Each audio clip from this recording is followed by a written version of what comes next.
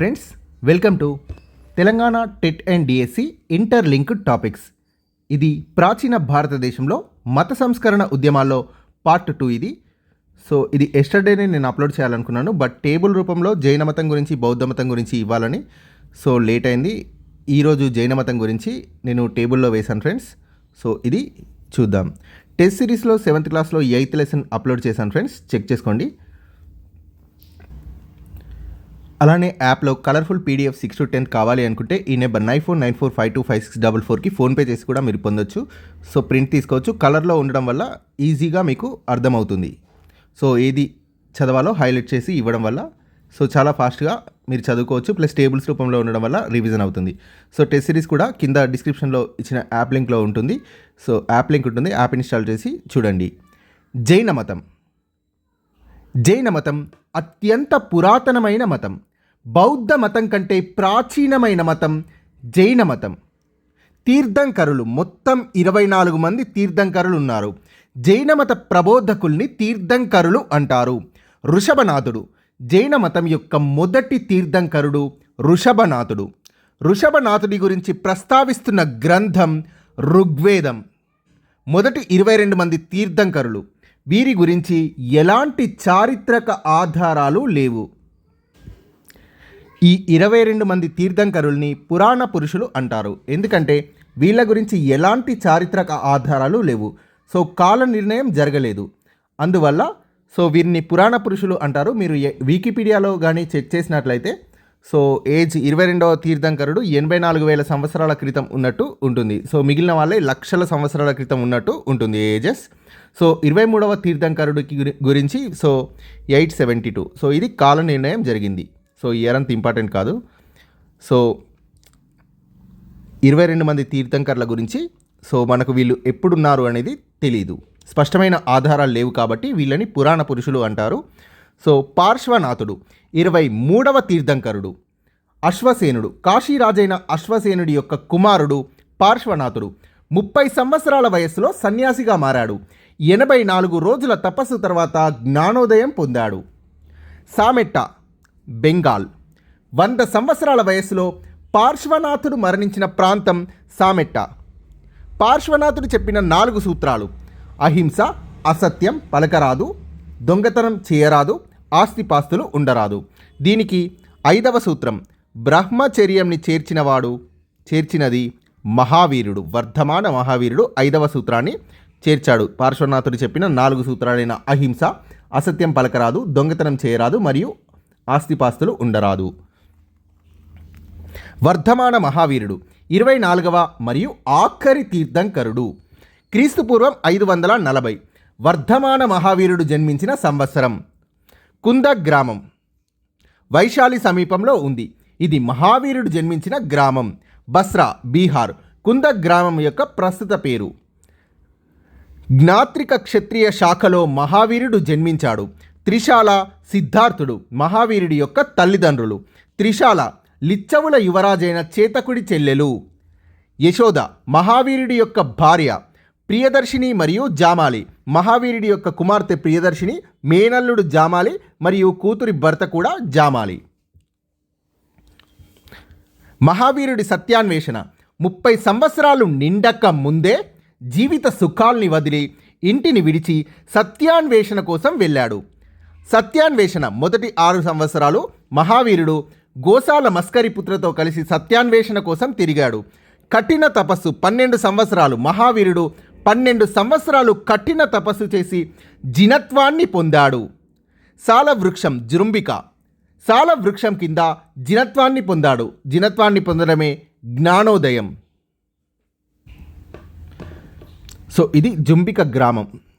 జుంబిక గ్రామంలోని సాల వృక్షం కింద వర్ధమాన మహావీరుడు జినత్వాన్ని పొందాడు. సో అదే జ్ఞానోదయం. సో ఇక్కడ నేను ఇది యాడ్ చేశాను ఫ్రెండ్స్. కేవలుడు పరిపూర్ణ జ్ఞానం పొందిన తర్వాత వర్ధమానుడు మహావీరుడిగా మరియు కేవలుడిగా పేరు పొందాడు. పరిపూర్ణ జ్ఞానాన్ని పొందిన తర్వాత క్రీస్తుపూర్వం 468 తన 72వ ఏట సల్లేఖన వ్రతం ఆచరించి కైవల్యం చెందాడు, అంటే మరణించాడు. సల్లేఖన వ్రతం అంటే అన్నపానీయాలు మానేయడం. రాజగృహ పాట్నాకు సమీపంలో ఉంది. రాజగృహకు సమీపంలోని పావపురి వద్ద వర్ధమాన మహావీరుడు కైవల్యం చెందాడు. బ్రహ్మచర్యం పార్శ్వనాథుడి 4 సూత్రాలకు మహావీరుడు చేర్చిన 5వ సూత్రం. చతుర్వ్రతాలు జైన సన్యాసులు, సాధారణ పురుషులు, మహిళల కోసం నియమ నిబంధనలతో కూడిన చతుర్వ్రతాలను ఏర్పరిచినది వర్ధమాన మహావీరుడు. జైనులు వేదాల యొక్క ఆధిక్యతను ఖండించారు, కర్మకాండలకు ప్రాముఖ్యతను ఇవ్వలేదు. చేతన అచేతన వస్తువుల్లో జీవం ఉందని భావించారు జైనులు. ఆత్మ శరీరం మొత్తం వ్యాపించి ఉంటుందని, తపస్సు మాత్రమే కర్మ బంధాన్ని తొలగిస్తుందని జైనులు చెప్పారు. సంచిత కర్మ తపస్సుతో నాశనం అవుతుంది, సంచిత కర్మ అనేది తపస్సుతో నాశనం అవుతుందని జైనులు తెలిపారు. జైన మతంలో అహింస చాలా చాలా చాలా కఠినంగా పాటించాల్సి ఉంటుంది. సృష్టికర్త యొక్క భావన, దేవుడి యొక్క ఉనికిని జైనులు తోసిపుచ్చారు. త్రిరత్నాలు వ్యక్తులు సంచిత కర్మను తొలగించుకునేందుకు, మోక్షాన్ని పొందేందుకు ఆచరించాల్సినవి త్రిరత్నాలు. కొన్నిసార్లు ఎగ్జామ్స్లో త్రిరత్నాలు అని ఏ మతానికి చెందినవి అని అడుగుతారు. జైన మతానికి చెందినవి త్రిరత్నాలు. సో ఇక్కడ సంచిత కర్మను తొలగించుకోవడం. సంచిత కర్మ అంటే ఏంటో ఇచ్చారు చూడండి. తపస్సుతో సంచిత కర్మ నాశనం అవుతుందని జైనులు తెలిపారు. సో వ్యక్తులు సంచిత కర్మను తొలగించుకునేందుకు, మోక్షాన్ని పొందేందుకు త్రిరత్నాలను ఆచరించాలని జైన మతం తెలియజేస్తోంది. త్రిరత్నాలు అంటే సమ్యక్ దర్శనం, సమ్యక్ జ్ఞానం మరియు సమ్యక్ క్రియ. సమ్యక్ విశ్వాసం అంటే తీర్థంకరుల బోధనల్లోని శ్రద్ధ. సమ్యక్ జ్ఞానం అంటే వీటిల్లోని సత్యాన్ని గ్రహించడం, తీర్థంకరుల బోధనల్లోని సత్యాన్ని గ్రహించడం. సమ్యక్ క్రియ అంటే వీటిని పాటించడం, తీర్థంకరులు చెప్పినవి పాటించడం. జైన మతం హిందూ మతానికి సన్నిహితంగా ఉన్న మతం జైన మతం. దేవుడు ఉన్నాడా లేడా అనే విషయానికి జైన మతంలో ఎలాంటి ప్రాముఖ్యత లేదు. వైదిక మత సూత్రాలు మోక్షాన్ని పొందడం, ఆత్మశుద్ధి, భవబంధ విముక్తి. వైదిక మత సూత్రాలపై ఆధారపడ్డ మతం జైన మతం. వర్ణ వ్యవస్థ పట్ల మహావీరుడి అభిప్రాయం ఏంటి? వర్ణ వ్యవస్థ పట్ల మహావీరుడు వర్ణ వ్యవస్థను ఖండించలేదు. ఇది చాలా చాలా ఇంపార్టెంట్ పాయింట్. మహావీరుడు వర్ణ వ్యవస్థను ఖండించలేదు. పూర్వజన్మ సుకృతాన్ని బట్టి మానవుడు అగ్ర అధమ వర్గాల్లో జన్మిస్తాడని వర్ధమాన మహావీరుడు అభిప్రాయపడ్డాడు. జైనాన్ని ఆదరించిన మగధ పాలకులు హర్యంక, నందవంశరాజులు. జైన మతాన్ని ఆదరించిన మగధ పాలకులు వీళ్ళు హర్యంక మరియు నందవంశరాజులు. సంప్రతి అశోకుడి యొక్క మనమడు. జైన మతాన్ని పోషించిన కడపటి మౌర్యరాజు. కడపటి అంటే తర్వాతి మౌర్యరాజు. జైన పరిషత్తు క్రీస్తుపూర్వం 300 సంవత్సరంలో జరిగిన జైన పరిషత్తును ఏర్పాటు చేసినది మరియు దాని ప్రాముఖ్యత. పాటలీపుత్రంలో చంద్రగుప్తుడు క్రీస్తుపూర్వం 300 సంవత్సరంలో జైన పరిషత్తును ఏర్పాటు చేశాడు. 12 అంగాలుగా జైన సిద్ధాంతాల్ని క్రోడీకరించినది జైన పరిషత్తు. క్రీస్తుపూర్వం 300లో జరిగింది. గంగాలోయలో కరువు. చంద్రగుప్తుడి కాలం చివరిలో గంగాలోయలో కరువు ఏర్పడింది.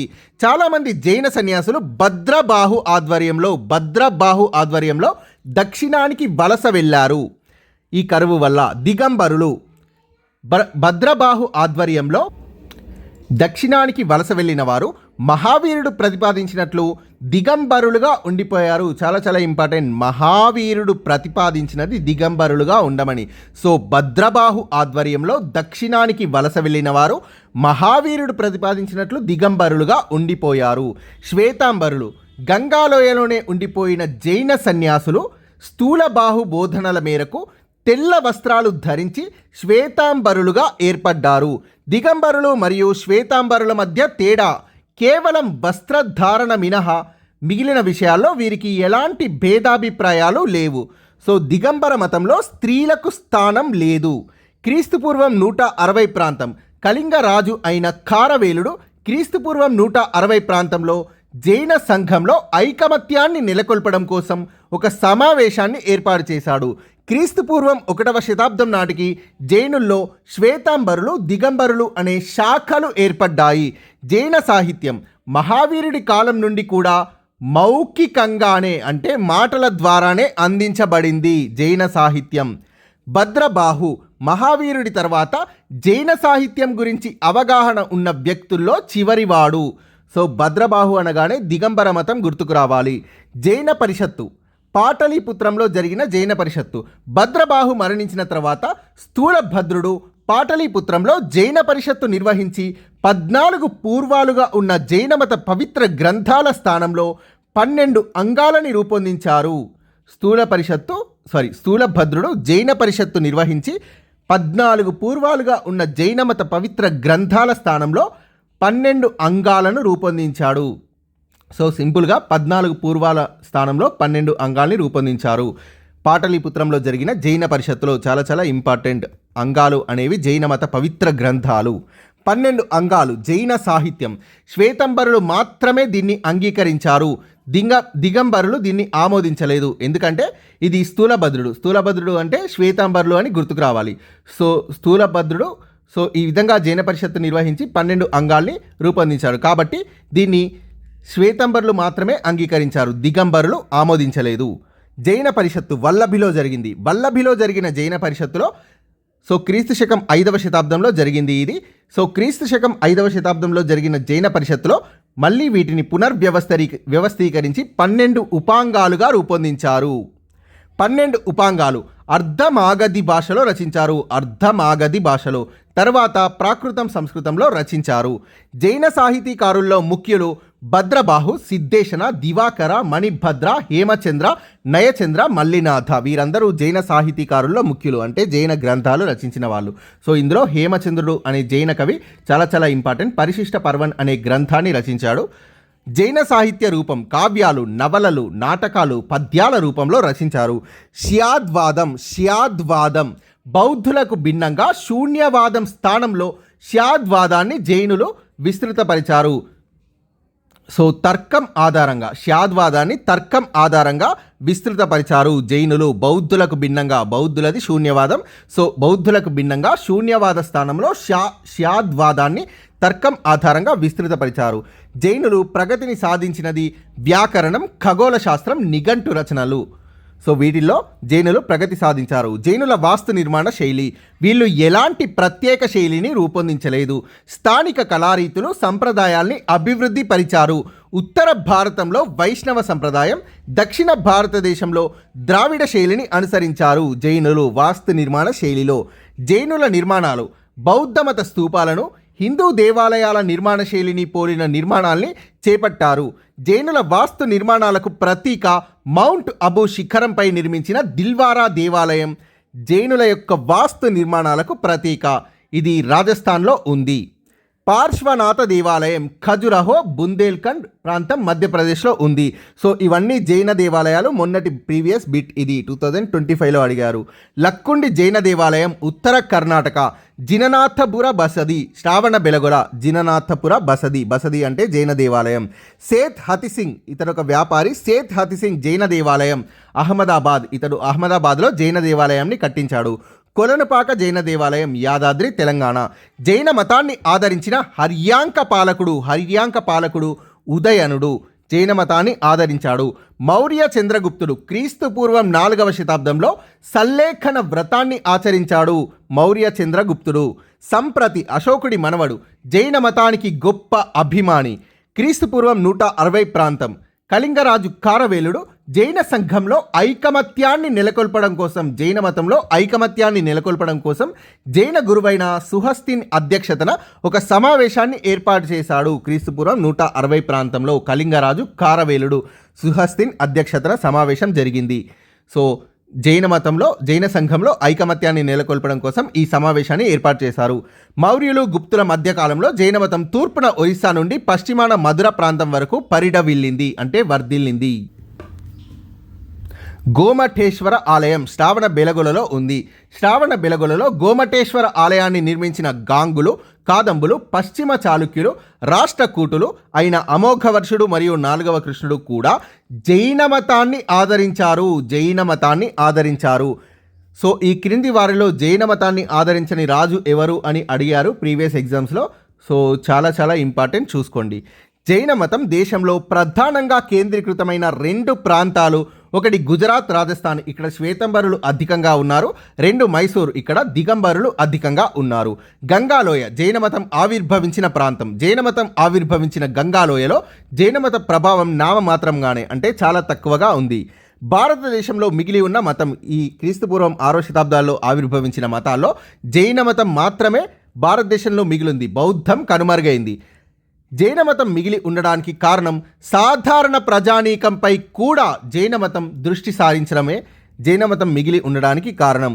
మౌంట్ అబు శిఖరం పైన ఉన్న జైన దేవాలయాలు, దిల్వారా మరియు శ్రావణ బెలగుల దేవాలయాలు, ఇది జైన మతంలో వాళ్ళ యొక్క వాస్తుకి ప్రతీక. ఈ దేవాలయాలు జైన మత సిద్ధాంతాలు, ప్రత్యేక సామాజిక సిద్ధాంతాలంటూ జైన మతానికి ఏవీ లేవు.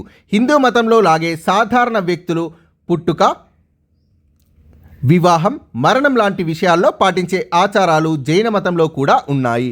క్రీస్తు శకం తొలికాలం, సో ప్రారంభమైన కాలం, క్రీస్తు శకం ప్రారంభమైన కాలం. జైన తీర్థంకరుల్ని విగ్రహ రూపంలో దేవాలయాల్లో ఆరాధించినట్లు తెలుస్తోంది. తర్వాత కాలంలో హిందువుల లాగే జైనులు కూడా పుష్పాలతో అర్పించడం, ధూప దీపాల్ని వెలిగించడం లాంటి పూజా పద్ధతులు అనేవి జైనంలో చోటు చేసుకున్నాయి. హిందూ మతానికి చెందిన దేవతామూర్తులు తక్కువ ప్రాధాన్యతతో జైన దేవాలయాల్లో హిందూ దేవతల్ని కూడా ప్రతిష్ఠించడం మొదలుపెట్టారు. వీళ్లకు తీర్థంకరుల తర్వాత స్థానం ఇచ్చారు హిందూ దేవతలకి. జైన మతం యొక్క పతనానికి కారణాలేంటి? అహింసా సిద్ధాంతాన్ని మరీ కఠినంగా పాటించడం. జైన మతం యొక్క పతనానికి కారణాల్లో అహింసా సిద్ధాంతాన్ని కఠినంగా పాటించడం. సో అహింసా సిద్ధాంతాన్ని కఠినంగా పాటించడం వల్లే జైన మతం పతనం అయింది. చికిత్స కోసం మందులు వాడితే సూక్ష్మజీవులు చనిపోతాయని, ఈ మందుల్ని ఉపయోగించడం మానేయాలని చెప్పడం, అలానే వ్యవసాయం చేసే క్రమంలో చిన్న మొక్కలు, కూరగాయలు నశిస్తాయి కాబట్టి వాటికి దూరంగా ఉండడం. సో వ్యవసాయం కూడా చేయకపోవడం, వ్యవసాయం చేసేటప్పుడు అక్కడ చిన్న మొక్కలు, కూరగాయలు నశిస్తాయి కాబట్టి చేయకుండా ఉండడం. సో ఇవి జైన మతం పతనానికి ముఖ్యమైన కారణాలు. జైన మతాన్ని ఆదరించని చక్రవర్తులు బింబిసారుడు, అజాతశత్రువు, చంద్రగుప్త మౌర్యుడి తర్వాత వచ్చిన చక్రవర్తులు జైన మతాన్ని ఆదరించలేదు. జైన మత సిద్ధాంతాలు కఠినంగా ఉండి ఆచరణకు సాధ్యం కాలేదు. జైన మత వ్యాప్తి కోసం చర్యలు, జైనులు తమ మతాన్ని వ్యాప్తి చేయడం కోసం ఎలాంటి చర్యలు చేపట్టలేదు. జైన మతాన్ని ఆదరించిన రాజులు చాలా ఇంపార్టెంట్. హర్యాంకరాజు ఉదయనుడు, మౌర్యవంశ పాలకులైన చంద్రగుప్త మౌర్యుడు సంప్రతి, కళింగరాజు ఖారవేలుడు, గాంగవంశ మంత్రి చాముండరాయ, గుజరాత్కి చెందిన చాళుక్య పాలకుడు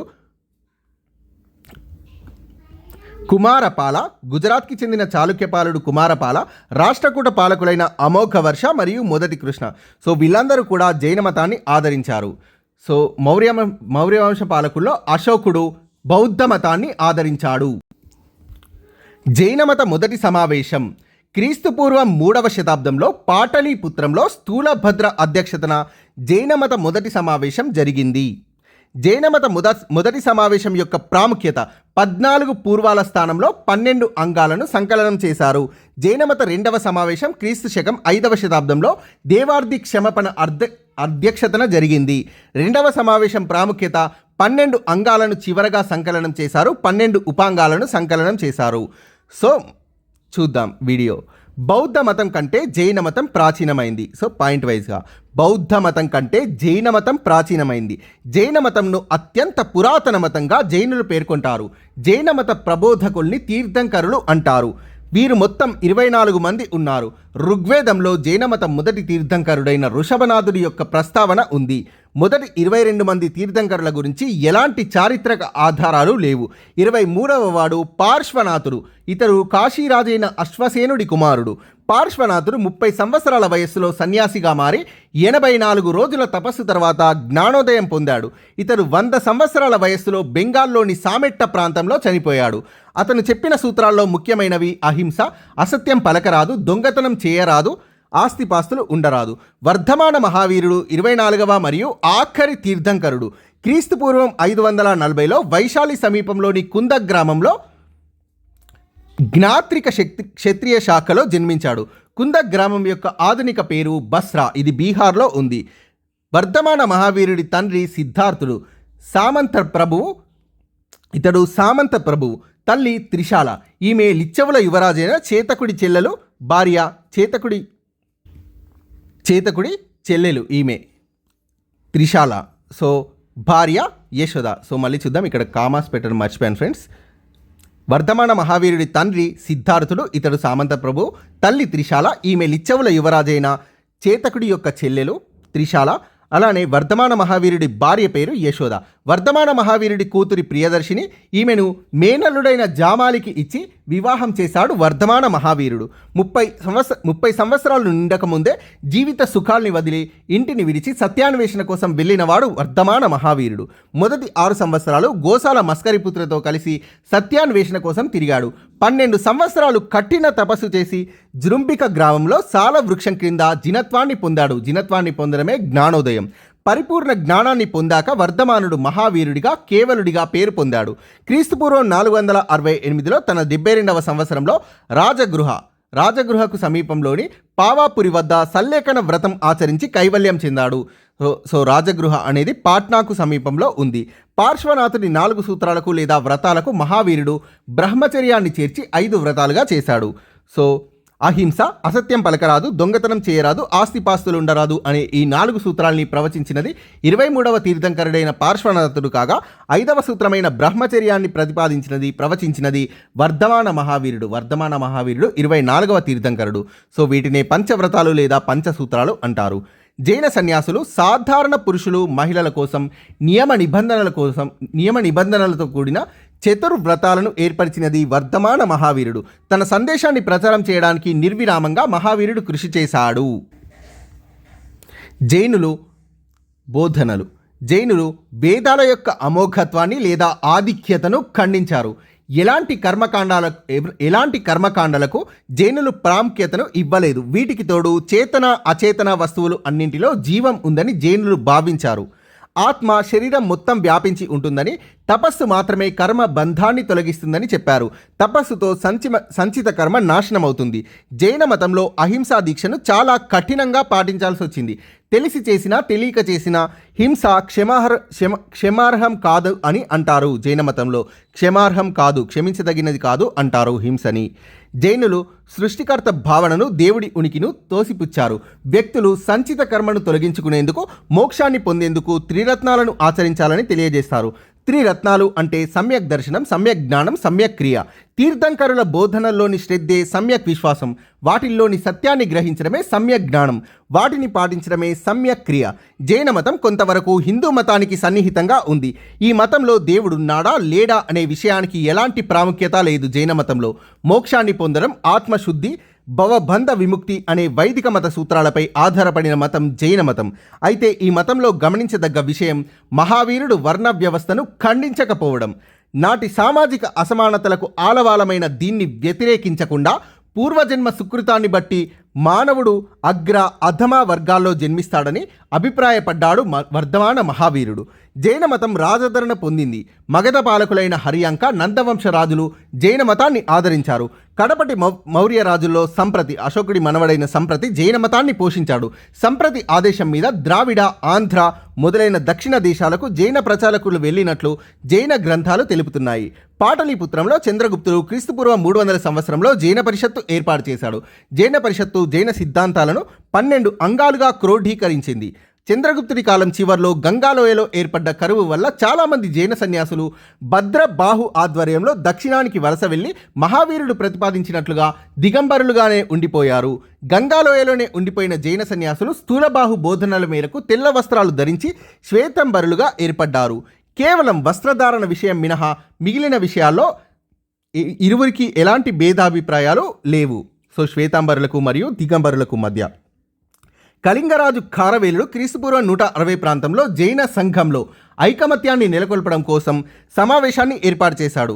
అయినా క్రీస్తుపూర్వం 1వ శతాబ్దం నాటికి జైనుల్లో శ్వేతాంబరులు, దిగంబరులనే శాఖలు ఏర్పడ్డాయి.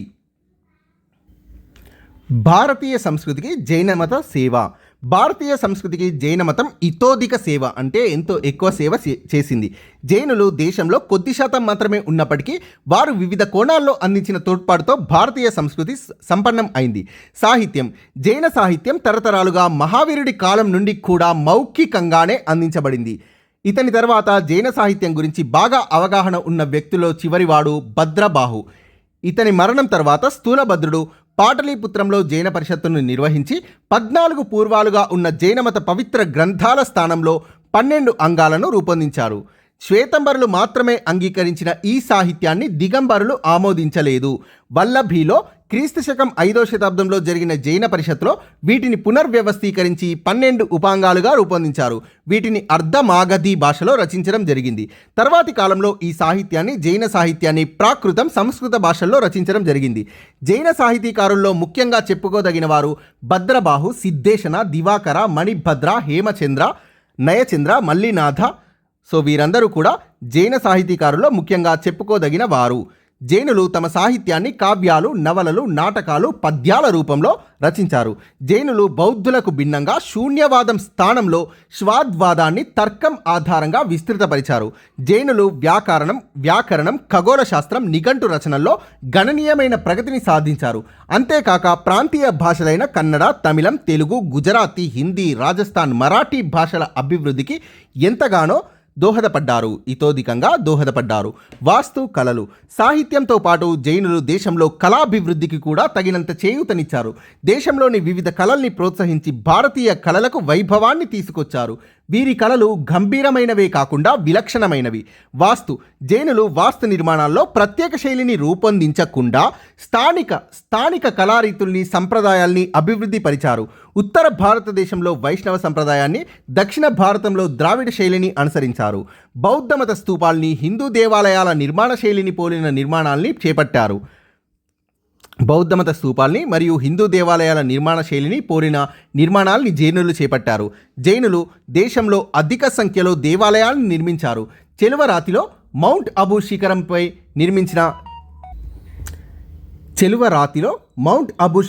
నిర్మించిన దిల్వారా దేవాలయం జైనుల వాస్తు నిర్మాణాలకు ప్రతీకగా నిలుస్తుంది. జైనులు నిర్మించిన దేవాలయాలు వారి యొక్క వాస్తు నిర్మాణాలకు ప్రతీకగా నిలుస్తాయి. అధిక సంఖ్యలో దేవాలయాలు భారతదేశంలో నిర్మించారు జైనులు.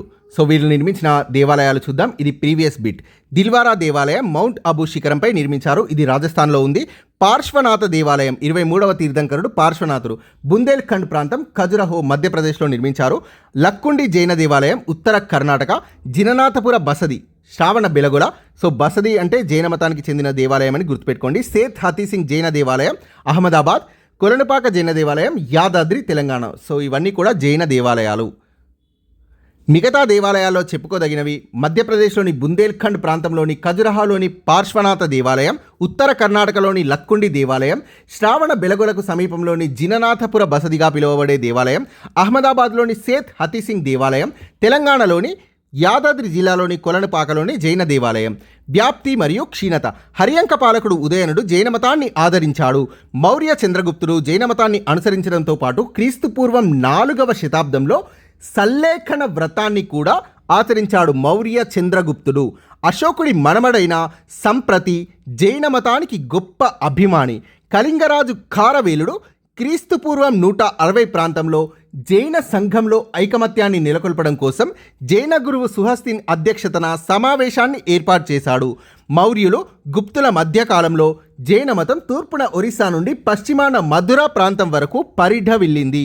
శ్రావణ బెలగొలలో గోమఠేశ్వర ఆలయాన్ని నిర్మించిన గాంగులు, కాదంబులు, పశ్చిమ చాళుక్యులు, అమోఘవర్ష మరియు 4వ కృష్ణుడు రాష్ట్రకూటులు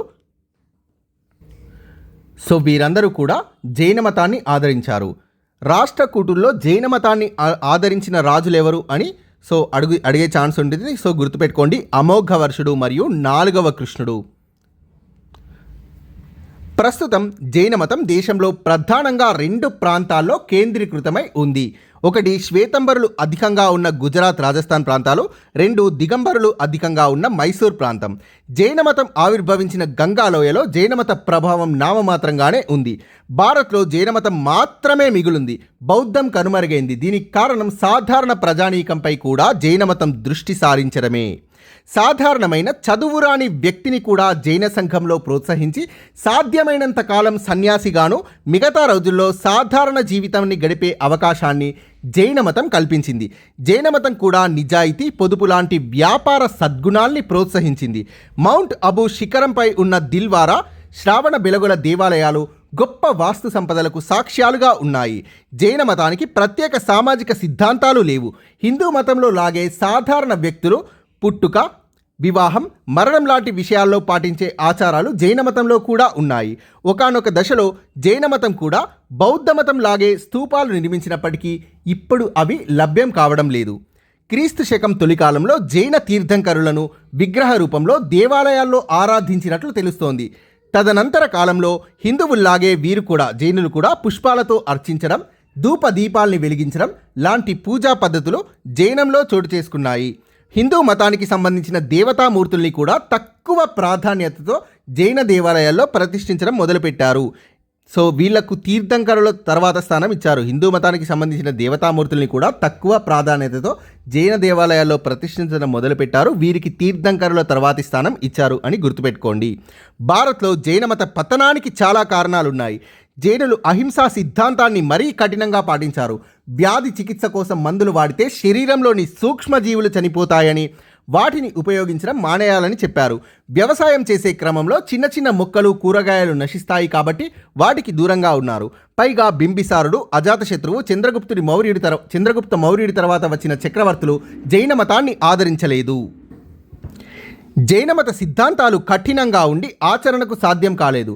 కఠోరమైన తపో సన్యాస దీక్షల్ని పాటించడం సాధారణ వ్యక్తులకు కష్టం అనిపించింది. జైనులు కూడా తమ మత వ్యాప్తికి ఎలాంటి చర్యలు చేపట్టలేదు.